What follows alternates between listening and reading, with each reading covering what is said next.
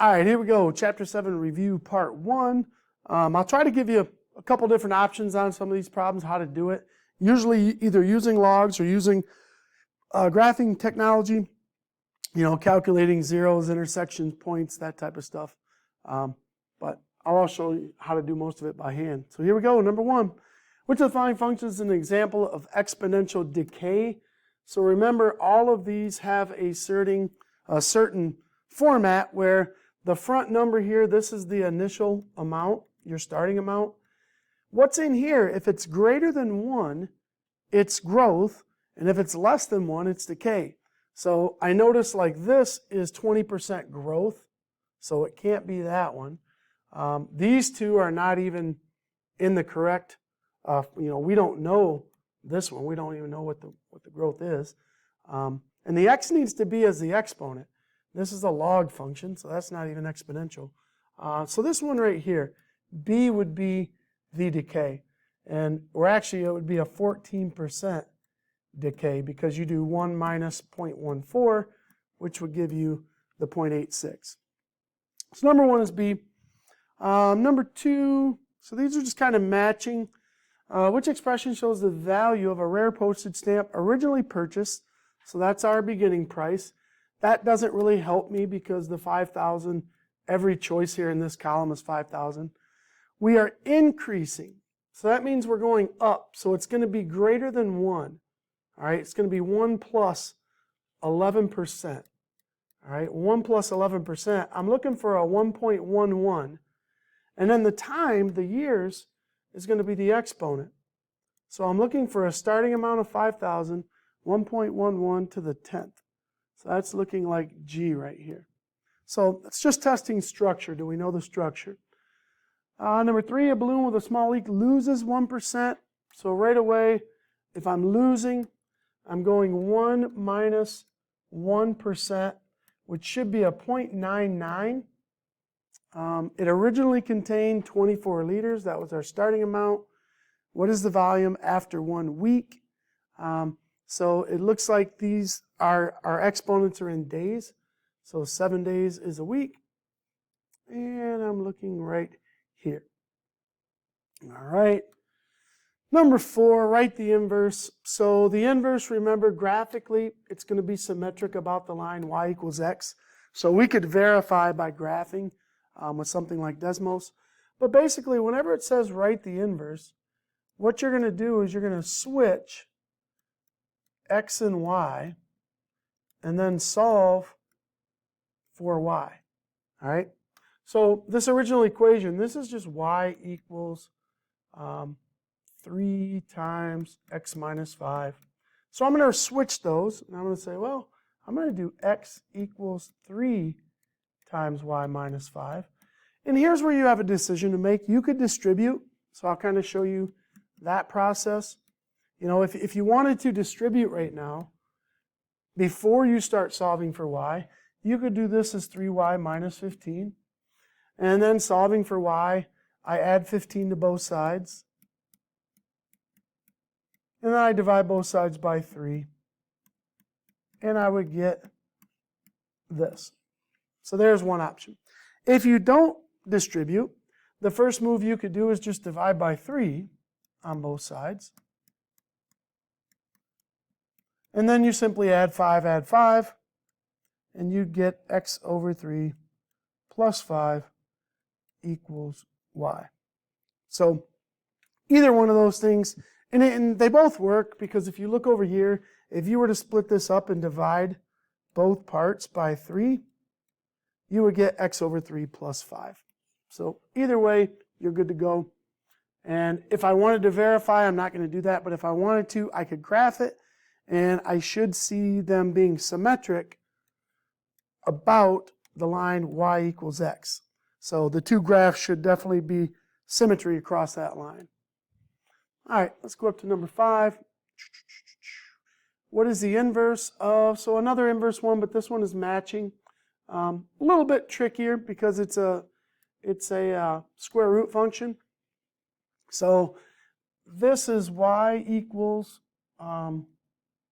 the square root of 2x plus 5. And so if I want to flip the two letters, just to save myself room, I'm going to flip the two letters right now, which is x equals 2y plus 5.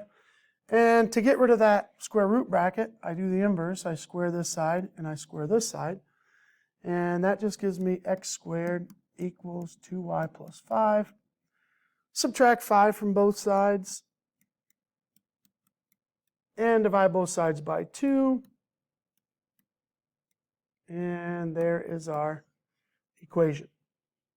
X squared minus 5 over 2. If it's a standardized test, you might also see them separate those two out, but probably not.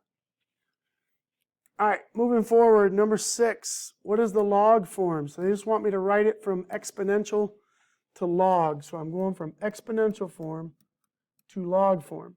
So I'm going to do log. The base is 6. The answer is here.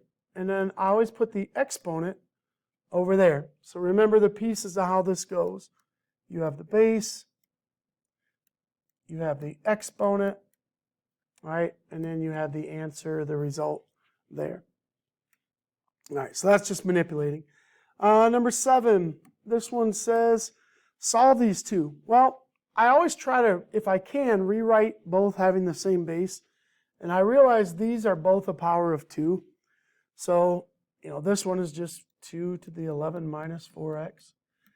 8 is 2 to the 3rd to the 4x plus 1.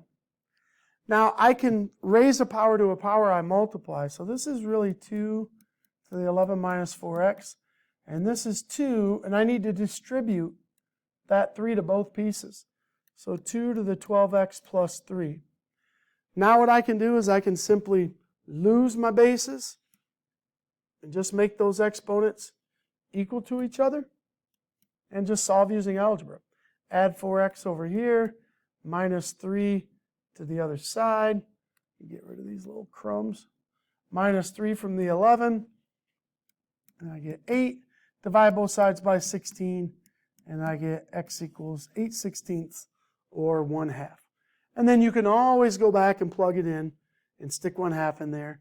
And, if I put 1/2, 4 1/2 is 2, 11 minus 2, that would be 2 to the 9th. And over here, that would be 8 to the 3rd when I plug 1/2 in. And I go to my calculator and I make sure that those two are equal. If it's a test, I would definitely want to check myself. Now we're solving some logs. I see this first one is addition, so it really means multiply. So this is going to combine into one log, the log of base 2, and I need to multiply those two together. So I need to kind of smash this 3x minus 4 times 5x minus 2. Well, when I do that, I get 15x squared minus 20x plus, let me see, 3, hold on. I kind of went out of order there. Let me just do it like this. 15x squared minus 6x minus 20x plus 8, which is 15x squared minus 26x plus 8. So I have the log of that thing, some quadratic, and that equals 4. So where I go from here is I'm going to rewrite this in exponential form. So I'm going to go from log to exponential form to solve this. So this is going to be 2 to the 4th power. So 2 to the 4th power, which is really just 16. So 16, and that's got to be equal to this quadratic here. Well, to solve a quadratic, you set it equal to 0. So I'd minus that 16 from both sides. Minus 16, I get negative 8. Now, a couple different options here. I could factor and use bottoms up. All right? If I wanted to, I could factor, I could use bottoms up. But I have some technology. I can go to my graphing calculator And I could just graph this and use the calculate 0 function. The calc 0, which I forget what number it is. I want to say maybe it's number 2. But I could calculate the zeros and see where it crosses if I don't want to factor or use a quadratic formula. So let me just show you how to do that. Let's use the calc 0. So minus 26 minus 8. So let's pull up this graphing calculator. Pull it over here. Turn it on. Go to y equals. Clear that out. Clear this out. All right. Y equals 15x squared minus 26x minus 8. Lock it in. Let's graph that. I don't know where my window's at. So my window, unfortunately, doesn't see the whole thing. So maybe I zoom out. Choose number 3. Zoom out a little bit. Hit enter again. Boom, boom, boom, boom, boom, boom, boom. Oh man, that zoomed like way too far out. So I can kind of see where the zeros are about hitting. So I'm gonna cruise in a little closer. Let's see where this has my windows at. This has me going from negative 20 to 20. All right. Well, I know that all the action is happening in much closer. So I'm going to go from like, oh, I don't know. Let's zoom in, I guess. I could mess with the window, but let's zoom in. See, this is irritating. This is why I don't like the graph part as much. I like to just do it with algebra. But I'm going to change my window and go down a little further. So I'm going to make my y min drop. I got to go below 0. So I'm going to do my y min from like, I don't know, maybe, let's try to raise this up a little bit. Negative 5 to positive 5. It's really all I need to see. I just want to see where you cross. Boom, boom. All right, so I got my 2 crossing points. So if I want to calculate this, I'm going to go to second, calc, and number 2 is 0. And now I need to figure out, where it is. Well, I got to go from left to right. Right now it's at x equals 0. So I have 1 over here on the negative side. Now, actually, I don't even really need the negative 1 because I look at, even if I find that negative answer, when I plug a negative number in here, I'm going to get 3 times a negative minus 4. That's going to be the log of a negative number, which isn't even going to work. So I'm going to kind of be smart and not even find that 0, but I'm going to find the other 0. So let's kind of start going over until I see my, oh, there I saw my x. So hit enter for the left bound. As I move to the right, now I'm above the line, hit enter, and guess, it looks like I have a 0 at x equals 2. So that one would have been really easy to see in the table at x equals 2. So I think I can answer this one now.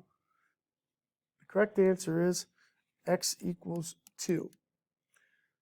Now you could also do bottoms up and you could factor this. You'd have to multiply the 15 times negative 8. You get negative 120. And then you'd have to find the combination that makes 26. And that'd be a little bit time consuming. I think the graph is a little nicer. So kind of a key thing is when you're using the calculator to find your zeros, just go from like negative 2 to 2 on the y's or negative 5 to 5. And that way you're zoomed in close enough to where it's easy to use the calc feature. All right, let's keep on going.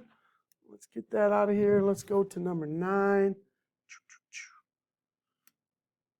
So number 9, both of these I see are bases of 2 again. So 8 is 2 to the 3rd to the x plus 7. And 16 is 2 to the 4th to the 2x minus 1. Since I kind of know what's going to happen, I'm going to lose the 2's. I'm just going to distribute the 3 and get 3x plus 21. And I'm going to distribute the 4 and get 8x minus 4. Subtract 3x from both sides. Add the 4 to both sides. Kind of doing 2 steps at once, but I know you guys can do that algebra. And I get x equals 5. If you need to check it, you put it in there. You can plug them into your calculator. Just make sure you get the same answer both ways. All right, cruising on down to number 10. I'm trying to use my strategy where, I try to raise them to the same base. However, 12 is not a power of 2. So I can't do the same bases. So if you can't raise to the same base, option B is take the log of both sides. So the log of 2 to the x minus 1 has to be equal to the log of 12. And I know that with the power property, I can grab this little x minus 1 and bring it to the front. So I can put an x minus 1 to the front, and it's not up here anymore. It's gone. And now, to get x by itself, I'm just going to divide both sides by the log of 2. Divide by the log of 2. So this is gone. And I get x minus 1. And here I'm going to go to the calculator. I'm just going to type in log. I'm not going to do it on the screen because it takes too long. But log of 12. I got to make sure to close that parenthesis. Divided by log of 2. And I will get 3.58, we'll just call it. And then when I add 1 to both sides, I get an answer of 4.58. So I didn't raise them both to the same power. I actually I took the log of both sides. All right, number 11. Let's give this one a shot. This looks like another plus 1. So I know I'm going to have log base 4. And I got to multiply that out, and it equals 3. So let's multiply it out. 5x minus 3 times 9 minus x. 9 subtract x. And I get 45x minus 5x squared. And then I get minus 27 plus 3x. So we clean all that up. We have a negative 5x squared. 45 and 3 is 48x. And then negative 27. So that's what I'm going to put in parentheses here. I'm going to put negative, not 15, negative 5x squared added to 48x minus 27. And now I got to use exponent form. So I'm going to rewrite this in exponent form. Doing the little circle of life. So 4 to the third power, which is 1664, equals this thing. Set it equal to 0. And here I have a couple of options. I actually have 3 options I can think of. That would be negative 91. Oh, great year. So I have 3 options. And here's what they are. Option 1, if you don't want to mess around, do the quadratic formula. Option 2, graph, calc, 0, which is number 2. Option 3, this can be factored. I actually did this one by hand. I don't know if I'm going to do it here on the video, but I could do it in class if you need it. You could factor using bottoms up. So I'm going to show you the graphing calc 0 because I believe that that's the fastest way. So I just got to remember this when I punch it in the calculator. Most of these problems, the x's are between, negative 10 and 10. The y value, I only need to see what's happening at 0. So I'm going to kind of control the window on this one, see if it works out for me. So let's pull up the old graphing calculator. Slide this thing over, get it out of the way. Get it all the way up here where you can see what's going on. See my keystrokes. Turn it on, y equals, clear this crap out. Let's first control our window. Most problems are between negative 10 and 10. I can always adjust that later once I see about where it's crossing. The y-mins, let's just stick with negative 5 to 5. That's probably fine enough. So let's go and see what we got going. So we had negative 5x squared. What was that? I'm going to just go over here and cheat. Plus 48x. I don't know why I have that x squared on there. You should be gone and you should be gone. Plus 48x minus 91. So plus 48x minus 91. So plus 48x minus 91. Lock it in. Graph it. Boom, boom. All right, so I see the two places. So what I need to do is I need to calculate both zeros, and they're both positive. So it's likely I'm going to have two answers here. So let's go to second calc, and let's do number 2, which is get the 0. Now notice here at the bottom it says left bound. Right now we're at x equals 0. So I know that I'm way down, like where I can't really see the x yet. So I need to move to the right and make my x get bigger and bigger and bigger to now, oh, it just showed up. So there's on the left side, so hit enter. Now I got to jump above the line to the right side, hit enter, and it'll tell me where it crossed. Ooh, 2.6.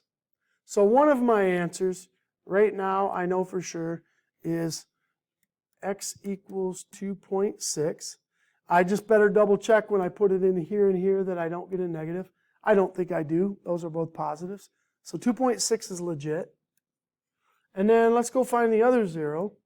So the other 0, I got to keep moving to the right.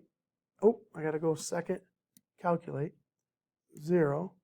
And move to the right, move to the right, move to the right, come back down. See my y values coming back down towards 0. 20, 11, 8, 4. There she is. All right, so hit enter. Tap it again. I drop below the line, hit enter. Guess. Oh, 7. Now, you might be faster. I'll be honest, I could possibly be faster going to the table and searching for zeros. You would have got lucky and you would have saw this one right away.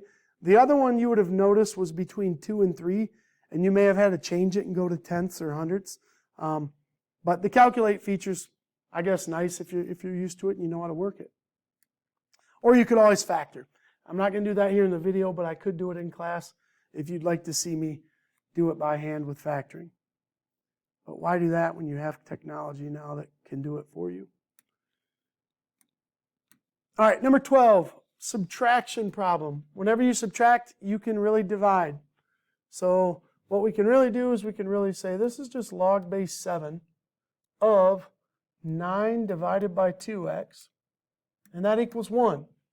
So rewrite it in exponential form. 7 to the first power is 9 over 2x. 7 to the first power is just 7. So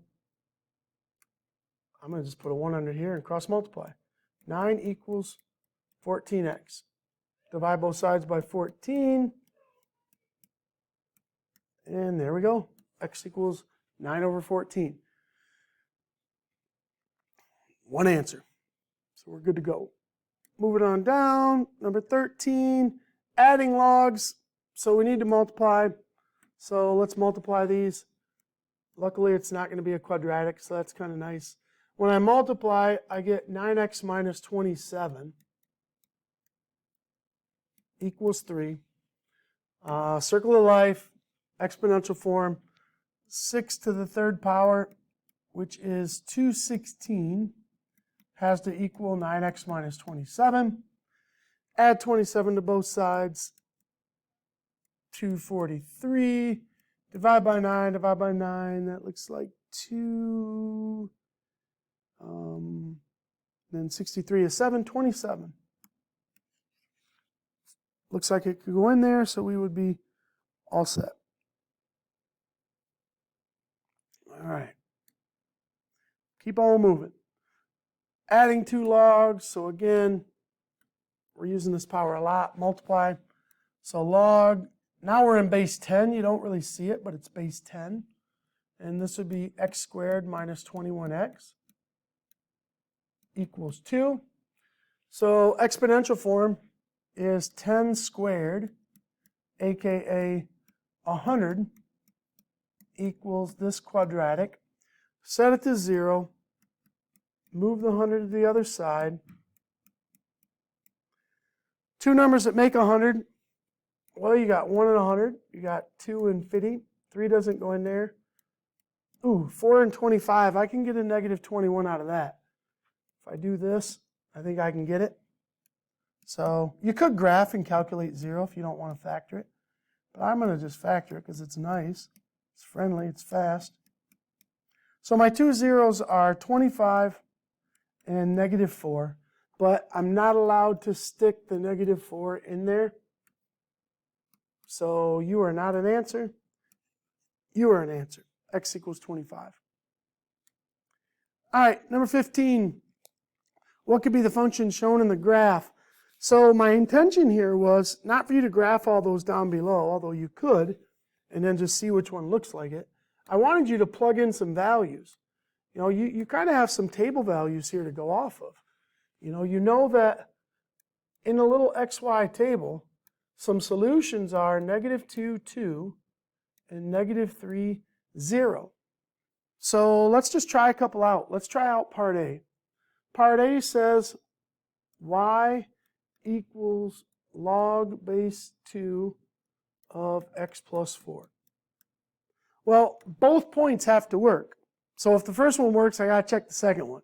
If the first one doesn't work, move on. Go to the next, go to part B. But if I stick this negative 2 in here, if I put a negative 2 in there, well, that's log base 2 of 2. Well, log base 2 of 2 is basically saying 2 to the what power equals 2.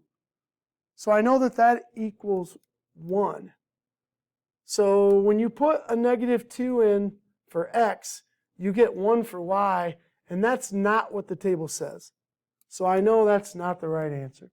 So get rid of you.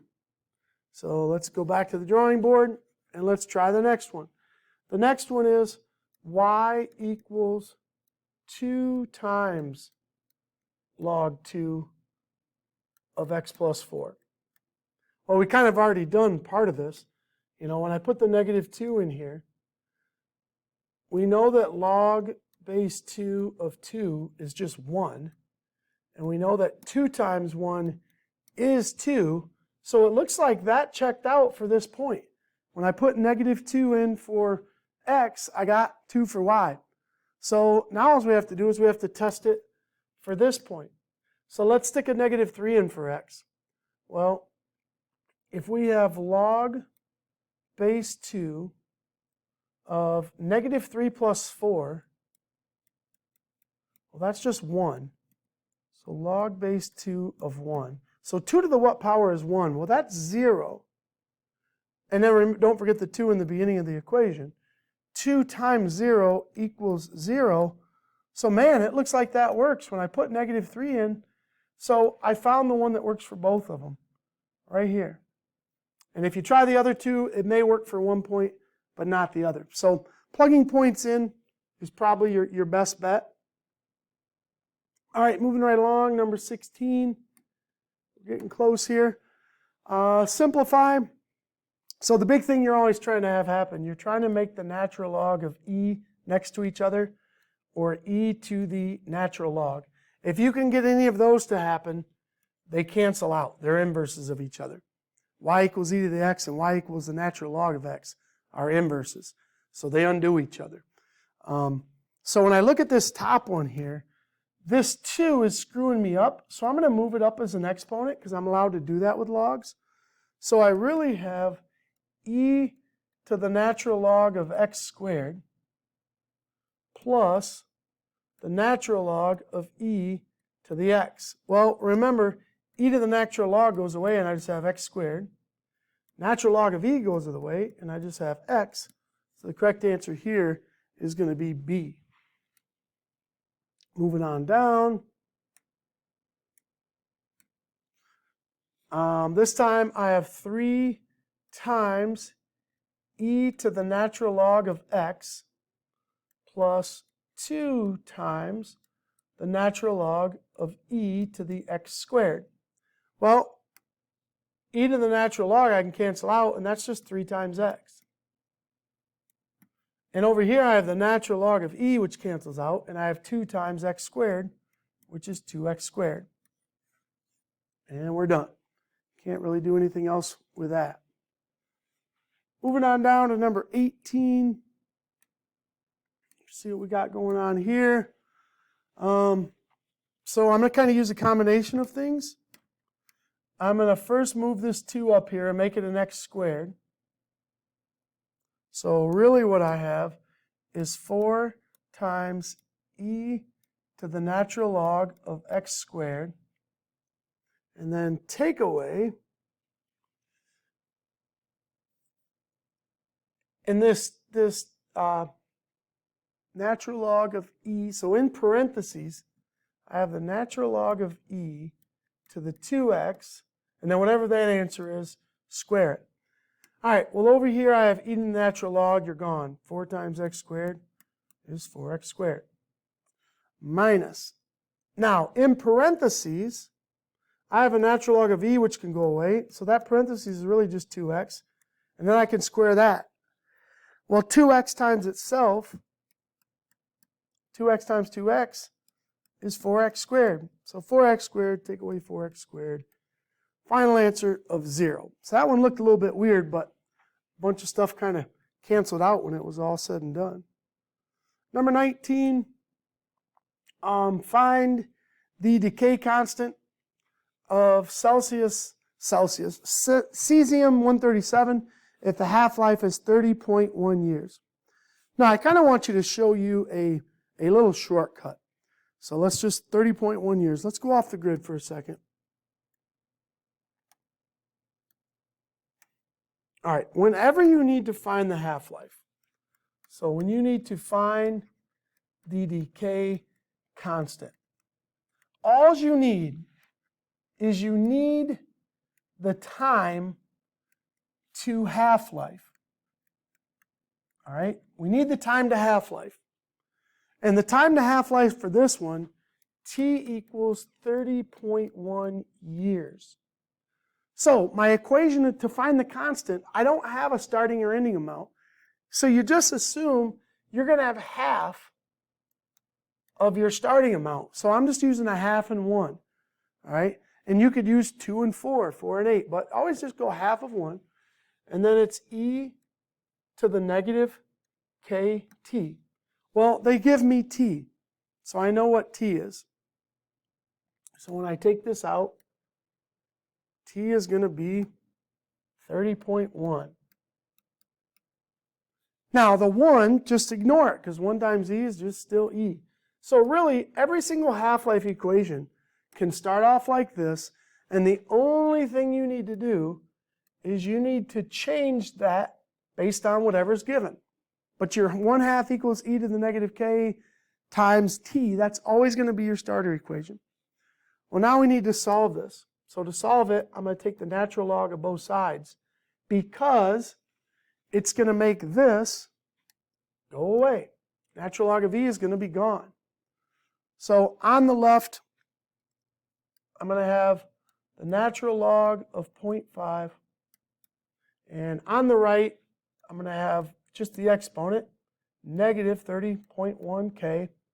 And then to get k, you're just going to divide both sides by negative 30.1 and negative 30.1. And now's where I'm going to cheat. I'm going to go to the calculator. And I'm going to go to, I'm just going to punch this in my own here. Natural log 0.5 parenthesis divided by negative 30.1 equals, so I'm getting somewhere in the neighborhood of 0.023028, blah, blah, blah, blah, blah. Keeps on going, 1455. But that's k. And that is what's called the decay constant. Now, you will notice, after you do enough of these problems, what always ends up happening, if you wanted to write a shortcut on your note card, the shortcut is, it's always just going to be the natural log of 0.5 over the half-life given. all right? The negative half-life given. That's kind of a shortcut that's always going to get you to K. You know, you tell me that something has a half-life of 27 hours, I'm going to put negative 27 down there at the bottom. All right? If you tell me it's 10 million years, I'm going to put negative 10 million on the bottom. But that natural log of 0.5 is always going to be there because it's half-life. All right? Now, in a real problem, we'd normally now use that K and we go try to find something. All right? But this was just kind of a, part one was just getting you started with what you were going to be doing in part two. All right, let's go to the last problem here. Number 20. And this is compound interest. So you're going to see three different equations based on how it's compounded. So suppose you invest $10,000, you earn 5% interest for a certain time. How much is your investment going to be worth? All right, so the generic interest equation is, it's the amount equals the principal, which is how much you start with, times 1 plus the growth rate to the t power. So in this particular problem, we're trying to find how much is our investment going to be worth.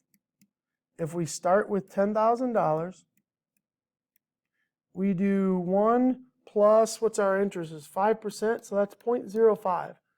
So 1 plus 0.05 is 1.05. And to do t, I got to use this little clue. That's, what, 34 years. So I'm just going to jam that into my calculator. I'm going to say, hey, what is 10,000, parenthesis 1.05, to the 34th power? I'm getting roughly, we'll just put roughly, $52,533. Close enough. So if you drop 10 G's in an account and you ignore it for 34 years, if you're getting 5%, you'd have over $50,000 there. So that's annually, which is one time per year. All right? Once per year. Now let's compare that number to the next one. Compounded quarterly. Now when you compound more than once a year, you have a couple different things you need to do. So the equation has changed a little bit, and I believe in our notes we wrote it like this. We wrote the amount is the principal times 1 plus, and instead of just R, it's over the number of times per year, and then you have to do the number of times the year there. So it's a little bit trickier. Quarterly means 4 times per year. So in a sense, n equals 4 in my equation. So similar game. Start with 10 G's. 1 plus, we have 0.05 all over 4 times 4 times 34 years. Because n was 4, t is still 34. All right, so we still got that going on. And I just got to be careful how I put it in my calculator. You know, when I enter this into a graphing calculator, here's how I'm going to put it in. I'm going to put 10,000. I'm going to put 1 plus, then I'm going to do another parenthesis and do this. And I got to close it, so now my parentheses are closed. And then I'm going to raise it to, and you also would probably want to put parentheses after you raise it to do that, to do 4 times 34. So I'm going to punch this in my calculator. 10,000, parenthesis 1 plus parenthesis 0.05 divided by 4, parenthesis, to the 4 times 34. My calculator didn't have to do parentheses because once I hit this key, it puts a box up there, and anything I type just stays up here. So some calculators just do that for you. A little bit more money. This one was around 54th. Hold on. Oh, I only put 1,000. Doggone it. I don't want to redo all that. So I want to go back. Shoot. Actually, I'm going to cheat. I'm going to look at my notes just because I already did this one. Oh, I just got to move the decimal over. So 44 $54,165, roughly. Stylus disconnected. What?